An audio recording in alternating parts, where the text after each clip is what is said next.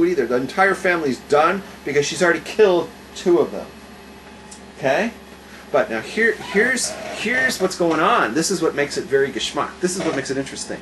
She knows damn well that she didn't do anything to kill the first 2. That wasn't her fault. Both of them did that to themselves by pulling out. Right? Yeah. Okay? She didn't kill them. God killed them. Yehuda doesn't know that. The father doesn't know that. He doesn't know that those 2 did something wrong. All he knows is that he's got 2 dead sons, and this bitch, right, is looking to marry a 3rd one. She's going to kill him too.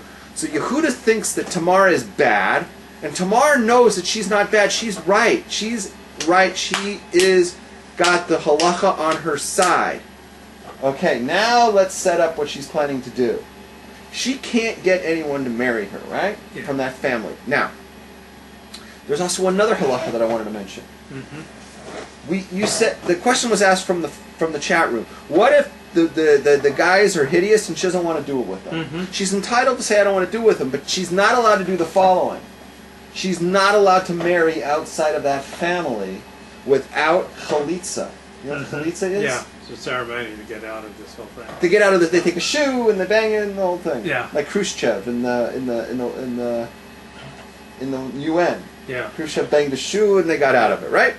Okay, so she can't get out. She's stuck in that family, in Judah's family, forever, and now she's got the status of an aguna. You know what an aguna is? Yeah, it's a woman who can't get a divorce. She can't get a divorce. Give me a reason. Why can't she get a divorce? Because her husband's disappeared. Her husband disappeared. What's the most common situation when the husband disappears? War. War. He's missing in action. He's missing in action. We don't know if he's dead. He's a POW. He may never come back. How long does she have to wait? Answer is until we find the body. Yeah. Until we know from 2 witnesses that the guy is dead, or we find his body or something. Until we have evidence that he died, she can never remarry. She can never remarry. All right. That's why King David had everyone before they went out to battle give their wives a get, just in case they never came back from the battle. The wife could remarry. Yeah. Okay, that right? Okay. Today it happens more often because the guy's being a dick and he's trying to do a control thing. Oh, I'm not going to give her a get. Fuck her, you know. And so what does the halacha say about that? What do you do with a guy like that? You beat him until he says, "I want to give the get." Bingo! It's like The Sopranos. It was an episode about that. Yeah. First season, episode number 9. Watch it. Okay. What are we talking about? Is this all starting to make sense? Am I clarifying everything? You're going to feel like you want to rewrite your whole blog tonight, right? Yeah, just delete everything, right? Okay. So she's not allowed. She's an aguna. She's not allowed to marry out. Yehuda's not letting her marry his 3rd son. He's not getting anywhere near this woman because she's like the Black Widow. She can't marry anybody else. Nobody wants to give her a kid. She's stuck. So she knows that the law is on her side. So here's what she does. She makes a move on Yehuda. And he says, okay, you know what I'm going to do? I'm going to marry this guy, or I'm going to be with this guy, and I'm going to get him to impregnate me.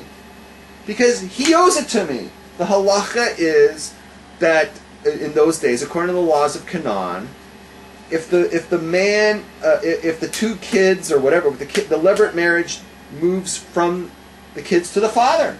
So he's got a requirement. Either gives her the 3rd son or he bangs her himself, but he owes it to her. So now, is she a bad woman? Not in this way of thinking. Okay. Am I making sense here? Yehuda is never going to marry her because he thinks she's a Black Widow. So she disguises herself. Now here's the part you said. You said, isn't this contemptuous that, he picked up a hooker? Why are hookers bad according to you? Why are hookers bad? Why is going to a hooker bad? It takes a sacred act, which sex should be a sacred act, and makes it into a commercial transaction. Where do you know that sex is a sacred act? From Holy Torah. Bingo! Bingo! You're putting the cart before the horse. Think about this. Torah wasn't given yet. Torah came in 2448. We're still a couple hundred years before the Torah is given. Before the Torah was given, there is nothing wrong. There was nothing wrong with having premarital sex, with having a relationship that was sexual with a woman. Oh, you thought that was... You don't think people instinctively knew that banging hoes was disgusting? A hoe back then didn't have the connotation that it would have today. Because you have to understand, back then, before the Torah is given, you have to clear your mind. We don't have the concept of all the goyim getting married like we do today. We don't have the concept of, like today we say we're not allowed to have premarital sex. We don't have these concepts yet. What we have is a man and a woman. They met each other and they wanted to have a relationship. There is nothing wrong with that prior to the Torah being given. Every society has had sexual mores even before the Torah. And those societies thinks that hookers are great. You don't know that. I know that every society ever existed before Torah? Yeah, had sexual mores. mores. Where do you know that? Where do you know that from? From what's the A word for to study different cultures? Anthropology? Anthropology. It's a bunch of bullshit. They get that from us. Every society has to have sexual mores, or there's always been an idea of right and wrong in sex and in other things in every society. So they differ, the mores differ among societies, but I can't believe there are any societies where, having prostitutes. Okay, let me answer this. If he was to just, hey baby, you met her at a club and they shacked up, that might have been frowned upon. But he did it a noble way. He paid her. So let me ask you something. What is the difference between paying a woman for a one-night stand and paying a woman to live with you the rest of your life? Because in essence, a marriage is a financial arrangement where the man gives the woman a certain amount of money, gives the family of the woman a certain amount of money, right? And he gets to be with her he gets to violate her, penetrate her for the rest of his life. Right? Here, you gave a guy who gave her a substantial amount of money, and all he wanted was to penetrate her for one night, and for that you condemn him? You should be the other way around. He gave her a lot of fucking money, perhaps enough to live with her forever, and all he wanted was one night. He didn't even know her name, didn't even look at her in the face. He was just exercising his carnal and bestial desires, purchased with money, using her body, just renting out her vagina. Makes me sick. Makes me sick. I hate that kind of stuff. If he used the camera, right, he would win an AVN award, and you'd make a living covering this shit. And the guy would be considered like a top actor, right? And he'd be heralded, and he could run for governor, right?